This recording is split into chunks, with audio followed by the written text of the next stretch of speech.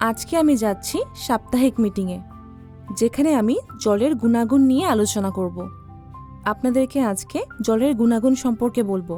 আমি ব্যবহার করা জলে বিভিন্ন ভাইরাস, ব্যাকটেরিয়া, পরজীবী ইত্যাদি মিলিত থাকে, আর এই ধরনের দূষিত পানি খেলে আমাদের স্বাস্থ্যের জন্য খুব ক্ষতিকর।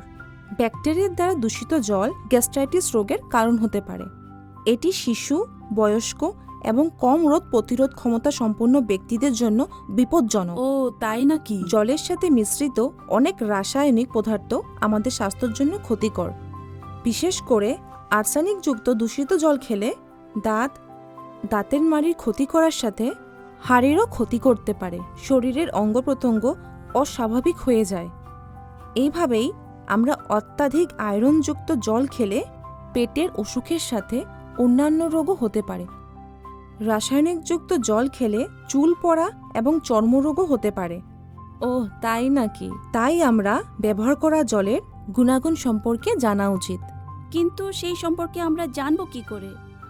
জলের পরীক্ষা করলে জানতে পারবো। সেই জন্য আমরা ব্যবহার করা জল সময় সময় পরীক্ষা করা দরকার। পরীক্ষা করে স্বাস্থ্যের জন্য অপকারী কিছু জিনিস থাকলে তাকে সরানোর জন্য জল পরিশোধন করতে হয়। সবসময় আমাদের নির্দিষ্ট গুণমানযুক্ত জলই ব্যবহার করা উচিত।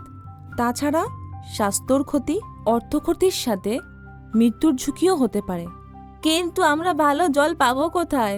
জল জীবন মিশন দ্বারা সরবরাহ করা জলের সঠিক বৈশিষ্ট্য রয়েছে, কারণ এই জল অনেক কটা পরিশোধনের পরে সম্পূর্ণ সুরক্ষিত এবং নির্দিষ্ট গুণমানযুক্ত নিশ্চিন্ত হওয়ার পরেই জনসাধারণের মাঝে বিতরণ করা হয়।